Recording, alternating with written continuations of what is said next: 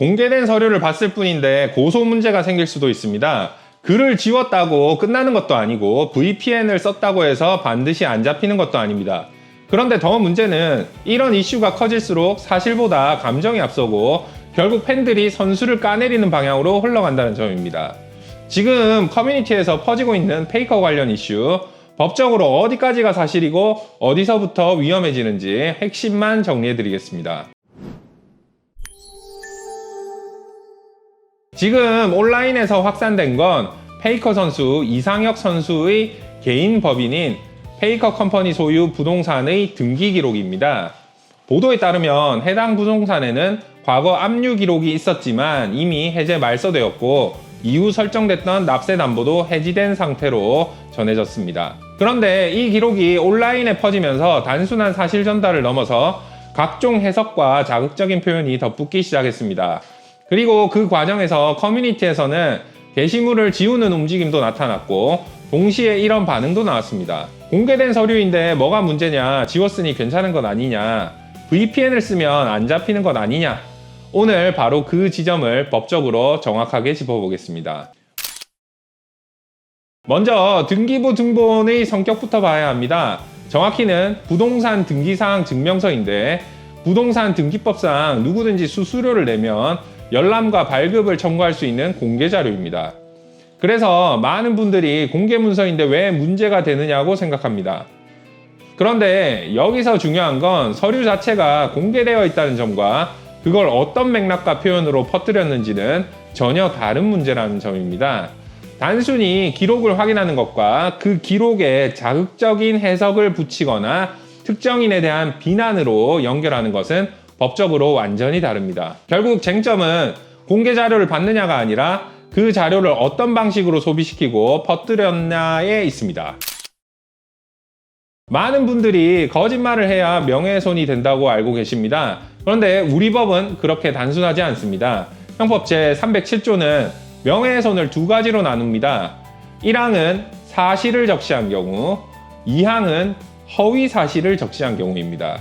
즉, 사실이어도 명예훼손이 성립할 수 있다는 점을 법이 명문으로 인정하고 있습니다. 그렇다면 사실을 말했을 때 언제 면책이 되느냐? 형법 제310조는 진실한 사실로서 오로지 공공의 이익에 관한 때에는 처벌하지 않는다고 정하고 있습니다. 온라인에서는 여기에 더해서 정보통신망법 제70조도 함께 검토됩니다. 정보통신망법은 형법보다 법정형이 더 무겁습니다. 사실 적시의 경우 3년 이하의 징역 또는 3천만 원 이하의 벌금, 허위 사실이면 7년 이하의 징역, 10년 이하의 자격정지 또는 5천만 원 이하의 벌금입니다. 그리고 여기서 추가로 보는 요건이 비방할 목적입니다. 비방할 목적이란 단순히 감정이 좋지 않다는 것만으로 바로 인정되는 것이 아니라 정보 전달이나 공익 목적보다 상대방의 명예를 깎아내리려는 의도가 주된 목적이라고 판단될 때 문제됩니다.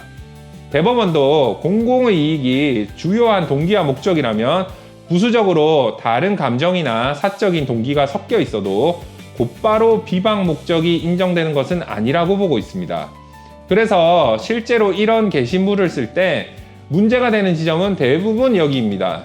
등기 기록에 이런 내용이 있었다고 전달하는 것, 그리고 그 위에 탈세, 사기, 먹튀 같은 표현을 붙이는 것은 출발은 같아 보여도 법적으로는 전혀 다른 이야기가 됩니다. 앞은 사실 전달의 영역으로 다툴 여지가 있고 뒤는 비방 목적이 인정될 가능성이 높아집니다. 특히 이번처럼 이미 해제 말소된 기록을 가져와서 현재도 문제가 있는 것처럼 표현하거나 확인되지 않은 해석을 사실처럼 덧붙이는 경우라면 허위 사실 적시로 평가될 가능성도 있어서 처벌 위험이 훨씬 커질 수가 있습니다. 다만 허위 사실 적시 명예훼손은 적시한 사람이 그 내용이 허위라는 인식을 가졌는지도 함께 문제됩니다. 결국 공개된 자료라는 이유만으로 안전한 것이 아니라 표현의 방식과 목적 그리고 사실관계의 정확성이 함께 책임을 가르는 기준이 됩니다. 결론부터 말씀드리면 그렇게 단정할 수가 없습니다. VPN은 내 실제 IP 대신 다른 서버의 IP가 보이게 해서 추적을 어렵게 만들 수는 있습니다. 하지만 그게 곧 완전한 익명을 보장하는 것은 아닙니다. 실제 온라인 수사에서는 IP 하나만 보는 것이 아니라 계정 접속 기록, 기기 정보, 이전 로그인 흔적, 게시 시간대, 반복되는 문제와 행동 패턴까지 함께 보게 됩니다. 특히 같은 계정으로 VPN 없이 접속한 흔적이 한 번이라도 남아 있으면 그 한 번이 연결고리가 될 수 있습니다. 그래서 정확한 표현은 이겁니다. VPN은 추적을 어렵게 만들 수는 있어도 특정을 원천적으로 막아주는 장치는 아닙니다. 결론부터 말씀드리면 삭제했다고 해서 흔적까지 다 사라진다고 보기는 어렵습니다. 왜냐하면 온라인 게시물은 내가 화면에서 지웠다고 해서 분쟁에 필요한 자료까지 함께 없어지는 구조가 아니기 때문입니다. 첫째, 이미 다른 이용자나 상대방이 캡처했을 가능성이 있습니다. 특히 커뮤니티에서 논란이 붙은 글은 삭제 전에 저장되거나 공유되는 경우가 많습니다. 둘째, 게시물 자체와 별개로 작성 시각, URL, 접속 관련 흔적이 남아있을 가능성이 있습니다. 통신비밀보호법은 인터넷 로그 기록 자료와 접속지 추적 자료를 통신 사실 확인 자료로 보고 있습니다.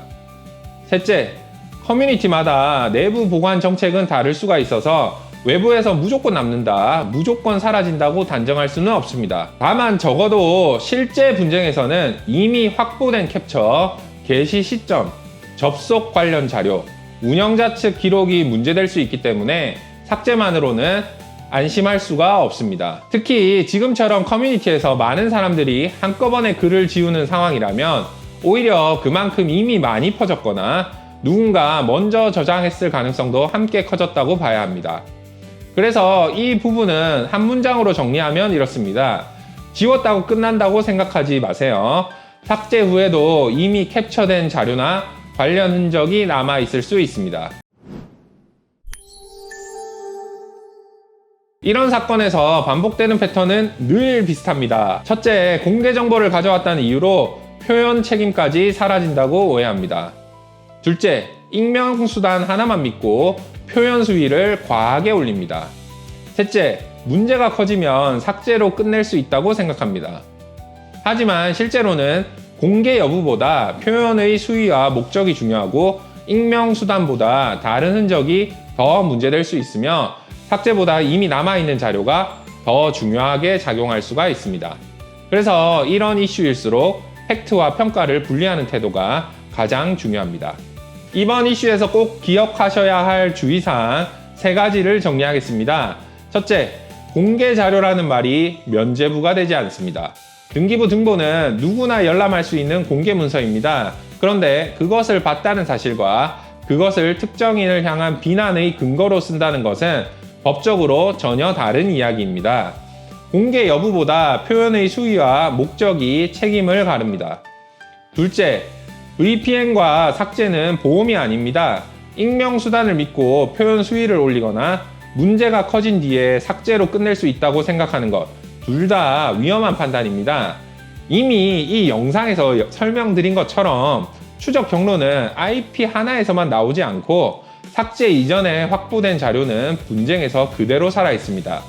셋째, 이미 올린 글이 있다면 삭제보다 먼저 확인할 것이 있습니다. 해당 게시물이 단순 사실 전달인지 아니면 단정적 해석이나 감정적 표현이 붙어 있는지를 먼저 보셔야 합니다. 단순 정보 공유와 명예훼손적 표현은 법적 판단이 달라집니다. 상황에 따라서 삭제가 오히려 불리하게 작용하는 경우도 있기 때문에 분쟁 가능성이 있다면 전문가와 먼저 상의하는 것이 낫습니다. 오늘 내용을 한 문장으로 정리하겠습니다. 공개된 자료라는 이유만으로도 안전한 것은 아니고 익명수단을 썼다는 이유만으로도 숨을 수 있는 것도 아니다. 삭제했다는 이유만으로 끝나는 것도 아니다. 결국 책임을 만드는 건 자료 그 자체가 아니라 그것을 어떤 표현으로 퍼뜨렸냐입니다. 저도 이 스포츠를 즐기는 사람으로서 솔직하게 말씀드리면 이런 이슈가 불거질 때마다 아쉬운 것은 선수 얘기보다 팬들 사이의 분위기입니다. 게임은 결국 경기장 안에서 실력으로 말하는 것이고 그게 이 종목을 보는 이유이기도 합니다. 논란이 생겼을 때 빠르게 사실관계를 확인하고 표현의 선을 지키는 것, 그게 팬으로서도 법적으로도 맞는 방향입니다. 오늘 영상은 여기까지입니다. 지금까지 법무법인 대한중앙 한병철 변호사였습니다. 좋아요, 댓글, 구독, 알람 설정 아시죠? 한번 도와주세요. 감사합니다. 대표님, 부산 e스포츠 협회장이세요? 예, 맞습니다. 제가 2024년부터 부산 해운대구 e스포츠 협회 협회장으로 활동하고 있습니다. 저 골드원 잡힌 거 아시죠?